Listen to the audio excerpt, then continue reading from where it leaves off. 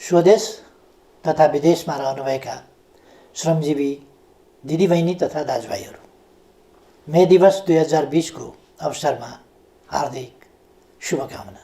बितेका 131 वर्षदेखि औपचारिक रूपमा मे 1 का दिन संसारभरिका श्रमिकहरूले अन्तर्राष्ट्रिय श्रमिक दिवस मनाउँदै आएका छन्। यो दिन काम गर्नेमाथि काम लगाउनेहरूबाट भएको ज्यादतीलाई अन्त्य गर्न ट्रेड युनियनहरूले सुरु गरेको आन्दोलनको स्मरणमा मनाउन थालिएको। श्रमिकहरूको काम, मनोरञ्जन र आराम बीच सन्तुलन कायम गर्ने माग स्थापित गरिएको दिनका रूपमा यस दिवसलाई स्मरण गर्ने गरिन्छ। नेपालको श्रम आन्दोलनले यस दिवसलाई श्रमिकहरूको सम्मानित, समृद्ध र सृजनशील जीवनको लागि भएका सबै आन्दोलनहरूको स्मरणमा मनाउँदै आएको छ। पछिल्ला केही वर्ष यता हामीले यस दिवसलाई नेपाली श्रमिकहरूको एकता र उपलब्धिको उत्सवका रूपमा पनि मनाउँदै आएका छौँ। हरेक वर्ष श्रमको संसारमा भएका उपलब्धिहरूको चर्चा गर्ने र गर्न बाँकी कामहरूलाई पुरा गर्ने अठोट गर्ने दिनका रूपमा पनि मे 1 लाई लिँदै आएका छौँ। तर यस वर्षको मे दिवस हामीहरू भिन्न रूपमा मनाउँदैछौँ। कोरोना भाइरसको महामारीका कारण हाम्रो श्रमको संसार अहिले लकडाउनमा छ। मैले पहिले पनि भनेको छु, अहिले यति बेला विश्वभरिका कोरोना प्रभावित 210 मुलुकमा जस्तै हाम्रो देशको पनि उत्पादन प्रणालीको कडी टुटेको छ। हाम्रा सृजनशील हातहरू यतिखेर लकडाउनमा छन्। हाम्रो श्रमको प्रतीक्षामा रहेका उत्पादनका साधनहरू पनि लकडाउनमै छन्। अहिलेको लकडाउन विश्वव्यापी हो र यो बाध्यकारी रहेको छ। कोरोना भाइरसका कारणले यसलाई स्वीकार्नु परेको बाध्यता हाम्रा अगाडि छ। यसले निर्माण, रोजगारी र उत्पादनमा पारेको प्रतिकूल प्रभावको अवस्थाले श्रमजीवी वर्गको बुझाइ जस्तै श्रम र उत्पादनको सम्बन्ध एवं त्यसको महत्त्वलाई सबै वर्गले गम्भीरताका साथ बुझ्ने नयाँ परिस्थिति पनि निर्माण भएको छ। श्रम आधारभूत कुरा हो र जीवन प्रमुख कुरा हो। श्रम बिनाको पुँजी र प्रविधि पनि अर्थहीन हुन्छ भन्ने आजको यथार्थले स्पष्ट पारेको छ। उद्योग व्यवसाय बन्द हुँदा आम्दानी घटेका, स्वदेशमा कार्यरत सबै प्रकृतिका श्रमिकहरूका कष्टकर जीवनप्रति म अत्यन्तै दुखी छु। 1 दशकको हिंसात्मक द्वन्द्वका कारण गाउँको रोजगारी खोसिँदा सहर बजार पसेका, तर सहर बजारले रोजगारी दिन नसक्दा परदेश भासिएका लाखौँ नेपाली युवा श्रमिकहरू विभिन्न मुलुकमा कार्यरत छन्। युवाहरू विदेशिने यी र अन्य विभिन्न बाध्यकारी परिस्थिति तथा प्रवृत्ति पनि छन् र अहिले कोरोना भाइरसको महामारीका कारण न कार्यरत मुलुकमा रम्न सकिने न त स्वदेश फर्किन सकिने चेपुवामा श्रमिकहरू परिरहेका छन्। यसबाट सिर्जना भएको पीडाप्रति म जानकार तथा संवेदनशील छु। यस अप्ठ्यारो घडीमा स्वदेश तथा विदेशमा रहनुभएका सम्पूर्ण श्रमजीवी नेपाली दिदीबहिनी तथा दाजुभाइहरूमा हार्दिक ऐक्यबद्धता जाहेर गर्दछु। दिदीबहिनी तथा दाजुभाइहरू, विगत 2 वर्षदेखि हाम्रो अर्थतन्त्रले तीव्र विकासको लय समातेको थियो। सरकारको संयोजनमा उद्यमी तथा श्रमिक दुवै पक्षबीच उच्च समझदारी कायम रहेको थियो। त्यही समझदारीका कारण श्रमिकको न्यूनतम पारिश्रमिक इतिहासमै उच्च अर्थात् 39% वृद्धि भएको थियो। नियमित जस्तो औद्योगिक द्वन्द्वको पीडा झेलिरहेको नेपाली श्रमको दुनियाँमा हडताल र तालाबन्दी सबैले बिर्सिसकेको नमिठो सपना जस्तो भइसकेको थियो। हाम्रो आर्थिक वृद्धि दोहोरो अङ्कको लक्ष्य हासिल गर्नेतर्फ लम्किएको थियो। सरकारले श्रम क्षेत्रमा पहिलो वर्षको तुलनामा दोस्रो वर्ष झन्डै दोब्बर बजेट वृद्धि गरेको थियो।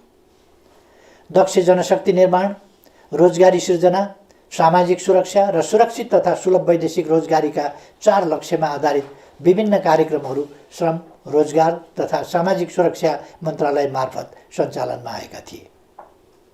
यी 2 वर्षको अवधिमा प्रधानमन्त्री रोजगार कार्यक्रम मार्फत 22 लाख श्रमदिन बराबरको रोजगारी सिर्जना गरिएको थियो। श्रमिकको पारिश्रमिक बैंक मार्फत भुक्तानी गर्ने र काम गर्दाको समयमा वा सेवानिवृत्त भएपछिको जीवनलाई सुरक्षित गर्न योगदानमा आधारित सामाजिक सुरक्षाको सुरुवात गरियो। 1 वर्षमा कम्तीमा 100 दिन बराबरको रोजगारी प्रत्याभूत अर्थात् ग्यारेन्टी गरियो। विभिन्न मुलुकसँग श्रम सम्झौता गर्ने र प्रविधिमा आधारित सरल श्रम सम्बन्धी सेवाहरू थालियो। बेरोजगार लक्षित सिप विकास र उद्यमशीलता प्रवर्धन कार्यक्रम सञ्चालन गरियो। उच्च शिक्षा हासिल गरेका युवाहरूको लागि शैक्षिक प्रमाणपत्र धितोमा राखेर 5% ब्याज अनुदानमा 7 लाखसम्म ऋण उपलब्ध गराउन थालिएको थियो। तर यस मे दिवसको सङ्घारमा आज हामी कोरोना महामारीका विरुद्धको युद्धमा होमिएका छौँ। तत्कालको लागि हाम्रो प्रयास यस महामारीले सिर्जना गरेको समस्या सामना गर्नेतर्फ केन्द्रित छ। यतिखेर सरकार कोरोना सङ्क्रमणको रोकथाम, पहिचान, परीक्षण र उपचारमा लागि परेको छ। यसमा कमी नआओस् भनेर नै यस महामारी विरुद्धको यस युद्धमा संलग्न सबैका लागि 25 लाख रकम बराबरको बिमा गरिएको छ। व्यक्तिगत सुरक्षा उपकरणको व्यवस्थाका साथै उनीहरूको भत्तामा 100% सम्म थप गरिएको छ। लकडाउनको अवधिको पारिश्रमिक कायम गर्न र महिला स्वास्थ्य स्वयंसेवीकालाई एकमुष्ट 1500 रुपियाँ थप भत्ताको व्यवस्था गरिएको छ। सामाजिक सुरक्षा कोषमा आबद्ध सम्पूर्ण श्रमिकहरूको आयमा कमी नआओस् भनेर नै प्रत्येक श्रमिकको योगदान बराबरको रकम सरकारले नै कोषमा जम्मा गरिदिएको छ। सामाजिक सुरक्षा कोषमा योगदान गर्दा लाग्ने दोहोरो करको व्यवस्था हटाइएको छ। विद्युतको उपभोगमा सहुलियतको व्यवस्था गरी सुलभ मूल्यमा इन्डक्सन चुलोको व्यवस्था समेत गरिएको छ। दैनिक गर्ने कामबाट जीवन धानिरहेकाहरूलाई भोकै पर्न नदिन, नेपालमा कोही भोकै पर्दैन, कोही भोकले मर्दैन भन्ने सरकारको नीति अन्तर्गत स्थानीय तह, प्रदेश तथा केन्द्रीय प्रशासनको संयोजनमा राहतको व्यवस्था गरिएको छ। श्रमजीवी दाजुभाइ तथा दिदीबहिनीहरू, म ठान्दछु श्रमजीवी वर्ग भनेको दुःख गर्न सक्ने तर सुखको सपना देख्ने वर्ग हो, परिवर्तनको संवाहक हो र सबै आत्तिएको बेला ढाडस दिन सक्ने अनि आफै अघि सरेर समस्याको सामना गर्न सक्ने वर्ग श्रमजीवी वर्ग हो। कोरोना भाइरसको महामारीका विरुद्ध अग्रपङ्क्तिमा रहेर जुधिरहेका चिकित्सक, स्वास्थ्यकर्मी, सुरक्षाकर्मी र सफाई लगायतका सेवामा क्रियाशील श्रमजीवीहरू यसका उदाहरण हुन्, जसको अथक परिश्रमले कोरोना भाइरस विरुद्धको लडाइँमा विश्व स्तरमा उल्लेख गर्न लायक सफलता हाम्रो मुलुकले प्राप्त गरेको छ। हालसम्म यो महामारी समुदाय स्तरमा फैलिनबाट रोकिनु र कुनै पनि मानवीय क्षति नभएको गरिबीको रेकर्ड कायम रहनु सन्तोषको विषय हो। आफैलाई जोखिममा पारी अरूको जीवन रक्षामा संलग्न उहाँहरू सबैको म उच्च प्रशंसा गर्न चाहन्छु। मलाई थाहा छ अवधिको हिसाबले यस वर्ष श्रमिकहरूको न्यूनतम पारिश्रमिक पुनरावलोकन गर्नुपर्ने वर्ष हो। तर तपाईँ हामी सबैलाई थाहा छ अहिले परिस्थितिले हामीलाई साथ दिइरहेको छैन। 8.5% को आर्थिक वृद्धिको उच्च आकाङ्क्षाका साथ अघि बढेका हामीहरू 3% वा त्यसभन्दा कमको आर्थिक वृद्धिमा खुम्चिन पो पर्ने हो कि भन्ने अवस्थाले गम्भीर बनेका छौँ। मैले पहिले पनि भनिसकेको छु, हाम्रो जीडीपीको झन्डै 4% यस महामारीका कारण क्षति भइसकेको छ। विश्व स्तरमा तुलनात्मक रूपमा हेर्ने हो भने रोजगारी र अर्थतन्त्रको अहिलेको अवस्था अघिल्लो शताब्दीको महामन्दीमा जस्तै वा त्योभन्दा पनि भयावह हुने आकलन गर्न थालिएको छ। सन् 1930 को दशकमा भएको महामन्दीमा काम गर्ने उमेर समूहका कुनै औद्योगिक मुलुकमा 23% र कतिपयमा 33% सम्म बेरोजगार भएका थिए। यस महामारी पछिको पहिलो 4 महिनामा नै 20औं शताब्दीको त्यस दशकको भन्दा ज्यादा श्रमजीवीहरू बेरोजगार भइसकेका छन्। महामन्दीको त्यस समयमा सिङ्गो 1 दशकमा कुल गार्हस्थ्य उत्पादनमा जति सङ्कुचन आएको थियो, यस महामारीको पहिलो 4 महिनामा ती विकसित अर्थतन्त्रमा त्यसको झन्डै 3 गुणा बढी सङ्कुचन आएको छ। तर घरमुलीले अनिकालमा पनि परिवारलाई भोकै राख्दैन, रुखो सुखो भरण पोषणको जोगावट गर्छ र व्यवहार चलाउँछ। तपाईँहरूको यस प्रधानमन्त्रीले नेतृत्व गरेको सरकारले पनि उपलब्ध स्रोत र साधनले भ्याएसम्म सुविधाको जोगावट गर्छ। कसरी? अबका हाम्रा सबै प्रयास स्वस्थ नागरिक, सिपयुक्त नागरिक, मर्यादित काम र सामाजिक सुरक्षातर्फ केन्द्रित हुनेछ। भूकम्पपछिको यस दशकलाई हामीले पुनर्निर्माणको दशक बने चाहिँ अबको हाम्रो पहिलो लक्ष्य कोरोनाबाट हाम्रो समाजलाई मुक्त बनाउनु हुनेछ। यसभन्दा अघिल्ला सम्बोधनहरूमा पनि मैले चर्चा गरेको थिएँ। यस महामारीले जनस्वास्थ्यको क्षेत्रमा हाम्रो अभिगत उदाङ्गो पारिदिएको छ। जसरी 20औं शताब्दीको महामन्दीले पुँजीवादी प्रणालीको चरित्र नै फेर्ने गरी अर्थव्यवस्थामा कल्याणकारी आयाम थप्न विकसित मुलुकलाई बाध्य पार्यो, यस महामारीले हामीलाई स्वास्थ्य संरचनामा थप लगानी गर्न प्रेरित गरेको छ। हाम्रो संविधानले ग्यारेन्टी गरे झै स्वस्थ नागरिक निर्माण गर्न स्वास्थ्य बिमा सहितको जनस्वास्थ्यमा र सिपयुक्त नागरिक निर्माणका लागि शिक्षामा लगानी वृद्धि गरिनेछ। आजको लागि स्वास्थ्य, भोलिका लागि शिक्षा अबको हाम्रो दिशा हुनेछ। यस महामारीको प्रभावले आत्मनिर्भर अर्थतन्त्रको महत्त्वलाई पनि अझ बढी स्पष्ट पारेको छ। अबका हाम्रा कदमहरू निश्चय नै त्यस दिशातर्फ सुदृढ ढङ्गले उन्मुख हुनेछन्। कोरोना महामारी विरुद्धको लडाइँमा एक हुँदै श्रमिकको रोजगारी, आय र सामाजिक सुरक्षा सुनिश्चित गर्ने दिशातर्फ हाम्रो सम्पूर्ण प्रयास केन्द्रित हुनेछ। सबैभन्दा पहिले टुटेको उत्पादन सम्बन्धको कडीलाई जोड्ने र अवरुद्ध उत्पादन प्रणालीलाई सुचारू गरिनेछ। राहत सुविधा अल्पकालीन उपाय मात्रै हो, सबैलाई काम हाम्रो पहिलो लक्ष्य हुनेछ। श्रमसँग जोडिएकाहरूलाई सामाजिक सुरक्षा प्रणालीमा आबद्ध गरिनेछ। काममा जो छन् उनीहरूका लागि न्यूनतम पारिश्रमिक सुनिश्चित गरिनेछ। काममा संलग्न कसैको पनि आम्दानी रोकिने वा खोसिने स्थिति आउन दिइने छैन। सङ्घ, प्रदेश र स्थानीय तहमा श्रम प्रदान प्रविधि परिचालनको प्रबन्ध गरिनेछ। श्रम र प्रविधिको संयोजन तथा ज्यालासहित जनसहभागिताको विकास मोडेल अवलम्बन गरिनेछ। वैदेशिक रोजगारीबाट फर्किएकाहरूलाई उनीहरूले हासिल गरेको दक्षता अनुरूपको स्वरोजगारी सृजना गर्न सरल कर्जा र प्रविधि हस्तान्तरणको प्रबन्ध गरिनेछ। स्वदेशमा रहेका वा विदेशमा रोजगारीमा जान नपाएकाहरूलाई प्रधानमन्त्री रोजगार कार्यक्रममा जोडिनेछ। विभिन्न मन्त्रालय, निकाय र सार्वजनिक संस्थाहरू मार्फत सिर्जना भएका कामका अवसरहरू नेपालीलाई नै सुनिश्चित गर्ने व्यवस्था मिलाइनेछ। यस सन्दर्भमा हाम्रा श्रमिकहरूमा रहेको सिपको खाडलका कारण हुन सक्ने श्रमिकहरूको अभावलाई सम्बोधन गर्न प्राविधिक शिक्षा तथा व्यावसायिक तालिम परिषद र श्रम तथा सिप तालिम सम्बन्धी सबै निकायका कार्यक्रमहरूलाई एकीकृत रूपमा परिचालन गरिनेछ। सिपको अन्तरलाई सम्झाउन आवश्यक परेमा सबै पालिका तहमा छोटो अवधिका घुम्ती तालिम शिविर समेत सञ्चालनमा ल्याइनेछ। हाम्रो युवा जनसङ्ख्याको जनसाङ्ख्यिक लाभलाई अधिकाधिक सदुपयोग गरिनेछ।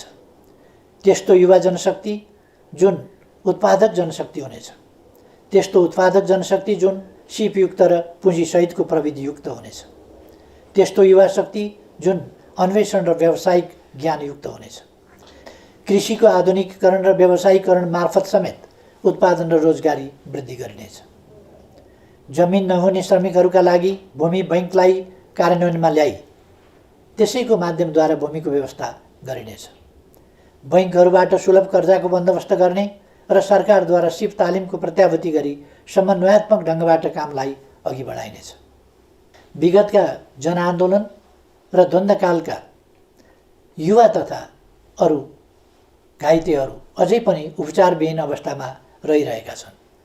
तिनको उपचारका लागि सरकारले पटक पटक गरेका आह्वान र प्रयासहरूको सन्देश उचित रूपमा सम्प्रेषण हुन सकेन। म आह्वान गर्दछु सम्पूर्ण घाइतेहरू प्रशासनको सम्पर्कमा आउनुहोस्। अब आफ्नो शरीरमा गोली र छर्रा बोकेर नबस्नुहोस्। उपचारको प्रबन्ध सरकारले गर्छ। यस प्रयासबाट घाइते भई अशक्त अवस्थामा रहेकाहरू पनि निको भएर स्वाभिमानपूर्वक रोजगारीमा फर्कन सक्ने अवस्थाको समेत सिर्जना हुनेछ। दिदीबहिनी तथा दाजुभाइहरू, नेपाली समाजको परिवर्तन र अहिलेको स्थायित्व एवं विकासको परिस्थिति आफै निर्माण भएको होइन। सही विचार र गन्तव्यमा आधारित बलिदानपूर्ण सङ्घर्ष र सचेत प्रयासबाट मात्र यस परिस्थितिको निर्माण भएको हो।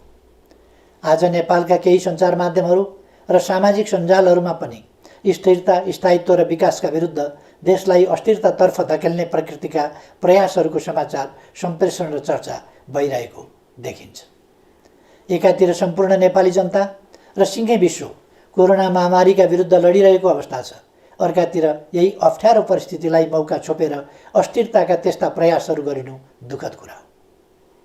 आफ्ना ससाना स्वार्थ वा कुनै गलत उद्देश्यका साथ कसैले यस परिस्थितिलाई बिथोल्न र बिगार्न खोज्छ भने सरकार, नेकपाका कार्यकर्ता र आम नेपाली जनतालाई यो किमार्थ स्वीकार्य हुँदैन। त्यस्ता प्रयासलाई सफल हुन दिइने छैन भन्नेमा म सबैलाई आश्वस्त पनि पार्न चाहन्छु। नेपालको राजनीतिक आन्दोलनले ट्रेड युनियन आन्दोलनलाई वैचारिक नेतृत्व गरिरहेको छ, तर नेपाली ट्रेड युनियन आन्दोलनले राजनीतिक आन्दोलनलाई धेरै कुरा सिकाएको छ। अप्ठ्यारोमा नहड बनाउने, अनिकालमा मिलेर बिउ जोगाउने, सहकालमा भएका नाफाको न्यायोचित वितरणमा सामाजिक संवाद गर्ने अनि विविधताबीच एकता कायम गरी अघि बढ्ने। ट्रेड युनियनले हामीलाई सिकाएको छ आपसी एकता र युनियन बनाउने भनेको भर्याङको खुड्किलो थपे जस्तै हो। तल्लो खुड्किलो बलियो भए मात्रै माथि पुगिन्छ। त्यसैले तल हेरौँ, माथि मात्रै होइन। त्यसैले म भन्न चाहन्छु, आजको अप्ठ्यारो घडीमा मिलेर अघि बढ्नुपर्छ युनियन जस्तै। हामीले आफ्ना आकाङ्क्षाको आकाशतिर माथि मात्र होइन, जनता भएतिर तल पनि हेर्नुपर्छ युनियनले भने जस्तै। कमी कमजोरी भए सच्याउनुपर्छ, तर अराजक होइन, अनुशासित हुनुपर्छ। समयको ख्याल गर्नुपर्छ, आफैलाई घात गर्ने होइन, इमान्दार बन्नुपर्छ युनियनले भने जस्तै।